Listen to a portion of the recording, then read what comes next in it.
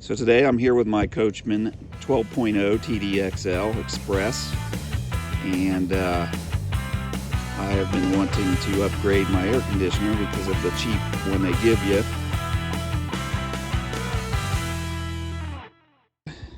It's a 5,000 BTU, and it barely blows out cold air for this little camper. So from what I can see,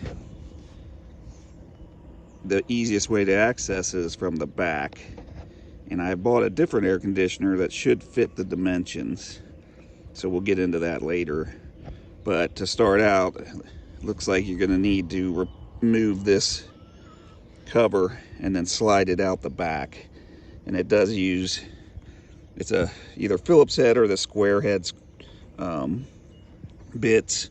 So what I'm going to first do is remove this and then take it off. So I'll probably slit the silicone with a razor blade.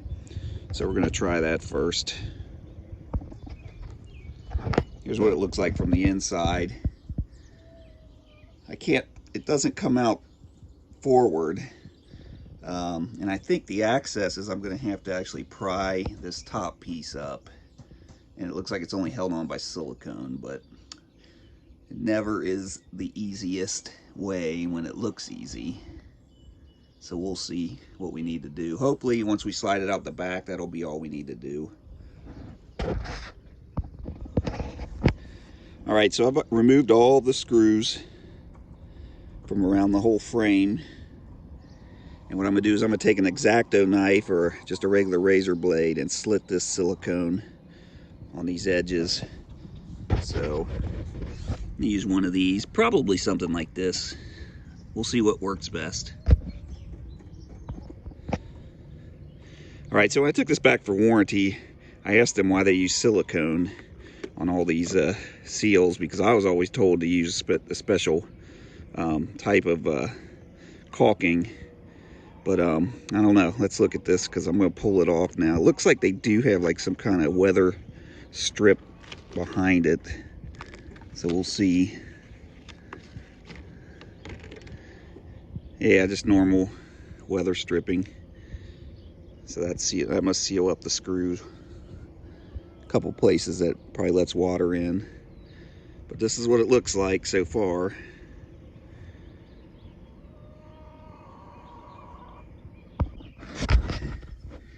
Okay, so it looks like it has to go out the back. I was able to push it through, but it's got little, I can't get the camera to show you. It's got a brace around it. There we go, you can see it. So I need to unscrew that screw back there, or at least loosen it. But I did find an access hole back here. So they obviously made access to get back here to work on the electric. So that's good to know, but this is just regular plug. So hopefully that'll be about the same situation I'm with the other air conditioner. Hopefully the air conditioner fits. Well, this will be a mess if it doesn't. So I'm going to use one of these. It's a drill bit attachment, but you can bend it to fit where you need it to go. So I can't reach in there to get to that. So I'm going to use this to get in there. And I just need to just undo it, get that strap off so I can slide this out. All right, so that should work. I should be able to get it out now. So as usual with any project, the air conditioner that I have replacing it is about 1 3/4 inches larger. So I have to cut into the camper, but luckily it still fits the grate on the outside. So I've sawzalled here and here, and I think I can score this and break it off. There was a little staple here, and I cut through the wood here. It doesn't look like it's framing wood, but if it is, I can put a frame back in there if we need it for structure, but it doesn't look like it is. All right, so I had to use a Dremel cutoff to cut out the veneer and the fiberglass to make it fit. And I think what I'm going to do is I'm going to stick this back in here and re-staple it back along here, just to give it a little bit of a extra strength there, just in between, so these don't, this part doesn't squeeze together if there's any pressure on it.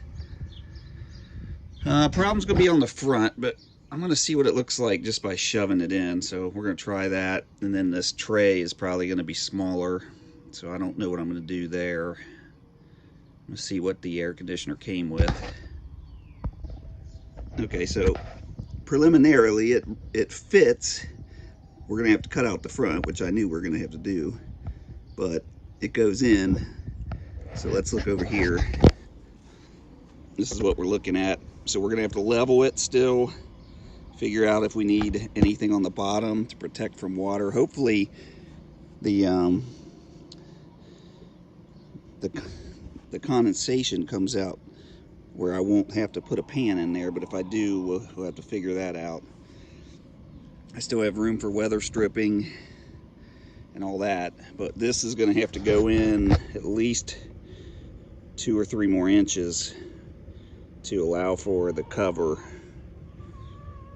that we took off. So I'm still working on that part. All right, I had to cut off some of the framing. Of course, I did it crooked, but we'll be able to cover that up. And then I had to cut out the veneer here. And now we should have, it should fit, and then we just got to figure out how we're gonna do the bracing and all that. Okay, so now I got it to fit. I'm half tempted just to plug it in the GFI right here, because I think that's a 15 amp. This is it just needs a 10 amp. And the one back there that it is plugged into behind the wall where you can't get to it, that's probably a 15 amp as well. But this is fitting, and it looks like I'll be able to put the frame around it and button it back up once I get all the weather seal and everything put back on it. So it's looking good now.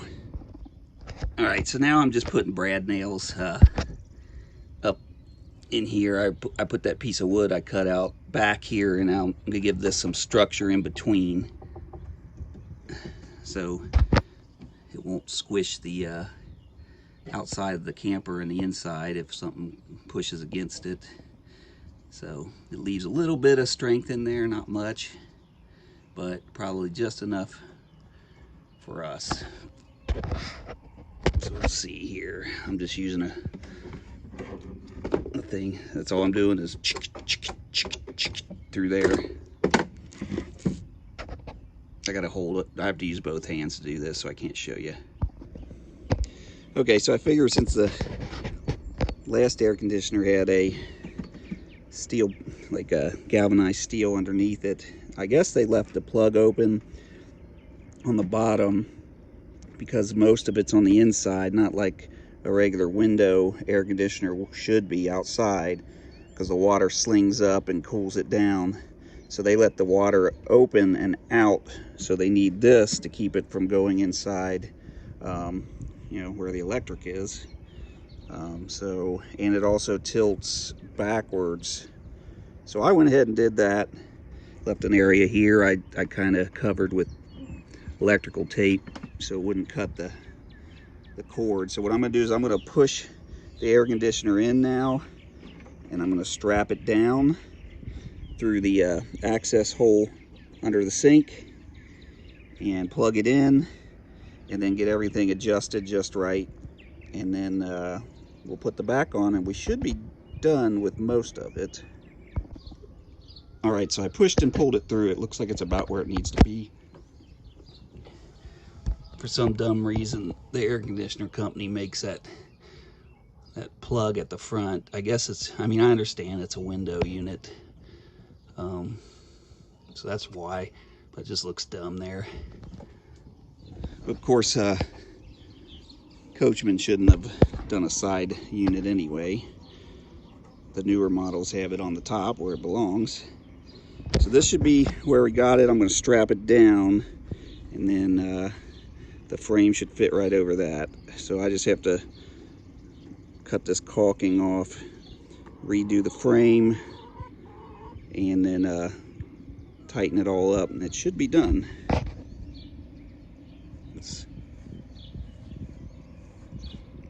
Looks pretty good. It might need to come out just a little further. So here's the under the sink, the access hole. It has 2 screws. So I'm going to undo those and then strap down the air conditioner so it won't move. Okay, so I put some of the old weather stripping back over it. It should squish down enough.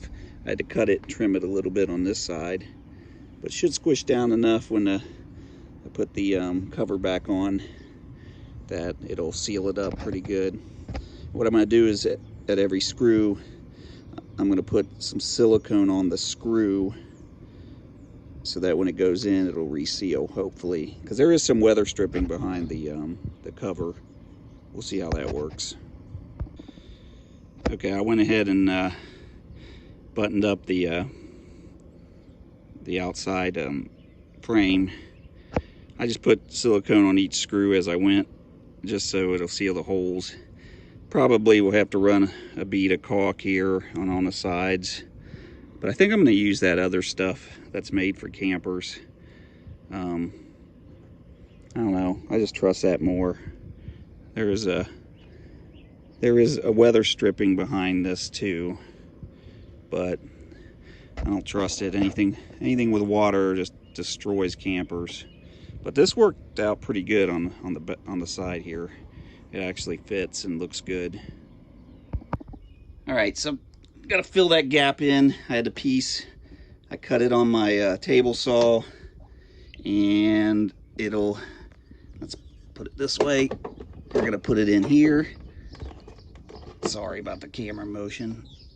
And I'm gonna get it up in the top, and it fits just in between and leave a little hole for the wire. So I'm just gonna brad nail that in just real lightly, and then it should look good. All right, so this is the final product. I've got it all buttoned up. Let's look at the inside.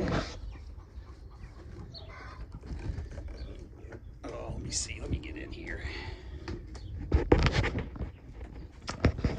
I'm still gonna put something around the top other than that weather stripping, but even though it looks like it's a little bit crooked in the hole, it's actually even.